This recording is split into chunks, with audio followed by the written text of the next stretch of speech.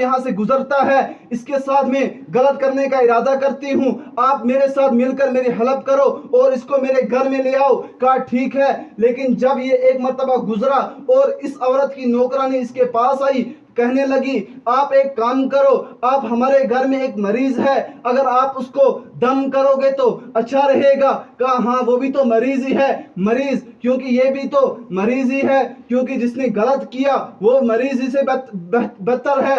लेकिन जब ये शागिर्द ये तालिबे इल्म इसके घर चले गया, लेकिन ये बेचारा समझ ना सका, और जब घर पहुंचा इसके घर पहुंचा तो इसने दरवाजा बंद किया और कहने लगी ये खातून बिल्कुल बेपर्दा इसके सामने आ गई और कहा अब इस घर में कोई नहीं है, जो जिसका डर था वो भी नहीं है, अब जो चाहे कर सकते हो आप। लेकिन जब ये बेचारा इसने सोचा कि ये मसला उल्टा हो गया, इधर तो सारा मसला ही खराब है, लेकिन इसने कहा मुझे बैतुल खुला में जाना है, उसके बाद मैं देखता हूँ। कहा ठीक है आप जा सकते हो। लेकिन बैतुल खुला में जब गए वहां तब ये बैतुल खुला नहीं होती थी और वो पुराने बैतुल खुला इस तरह की नहीं होती थी। लेकिन जब ये बैतुल खुला में दाखिल हुआ और इसने अपने ईमान को बचाने के लिए, अपनी आंखों को बचाने के लिए इस बैतुल खुला से गंदगी उठाई और अपने जिस्म पे लगा दी और अपने हाथ इस गंदगी से भर दिए। लेकिन जब बुजुर्गों दोस्तों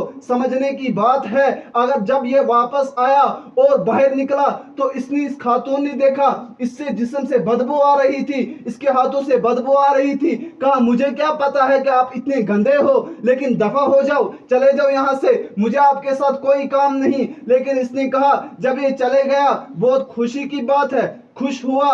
लेकिन जब पहुंचा मदरसे की तरफ गया और मदरसे में क्लास शुरू हो गई थी, इसको सबक नागा हो गया, लेकिन फौरन जाके बैतुल खुला में गया और गुस्ल खाने में जाकर नहाया। इसने जब अपना आप पाक किया और कपड़े चेंज किए, लेकिन ये समझता है कि मेरे जिस्म से बदबू अब भी नहीं निकली, मेरे जिस्म से बदबू है, अब मुझे लड़के क्या कहेंगे। लेकिन ये अपनी तरफ से अच्छी तरीके से गुस्ल किया, वो कपड़े चेंज किए और दूसरे कपड़े पहने।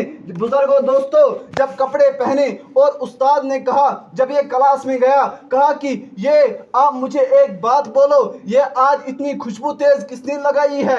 लड़कों ने जब सब हैरान हो गए, जब देखा इसके साथ एक लड़का बैठा था, कहा उस्ताद ये खुशबू इस लड़के से आ रही है, ये इतर इसने लगाई है इतनी तेज। लेकिन जब उस्ताद ने बुलाया, कहा आपको सबक भी नागा हो गया, आप क्लास में भी देर से आए, बताओ आप कहाँ थे और ये खुशबू कहाँ से आई, ये इतर कहाँ से लाई है आपने। जब ये कहा और इसकी आंखों से आंसू आ गए, उस्ताद ने फरमाया आप क्यों रो रहे हो, मुझे बताओ ये क्या है। फरमाया शाह अब्दुल अजीज को जब ये पूरा वाकया सुनाया, इस तरह का वाकया मेरे साथ पेश आया और मैंने ये बाथरूम में जाके ये गंदगी अपने जिस्म पे लगाई और अपने ईमान को बचाने के लिए मैंने ये काम किया, अब इसी वजह से मैंने नहाया और मैं क्लास में आ गया। शाह अब्दुल अजीज फरमाने लगे, कहा कि आप तो माशाल्लाह बहुत अच्छा काम किया है। लेकिन बुजुर्गों दोस्तों कहने का मकसद ये था कि उसने अपने आंखों की और अपने ईमान की हिफाजत की। लेकिन किताबों में लिखा है कि जब तक वो जिंदा था उसके बदन से वो खुशबू कभी खत्म नहीं हुई। बुजुर्गों दोस्तों जब तक वो जिंदा था, इस दुनिया में था, उसके बदन से ये खुशबू कभी कम नहीं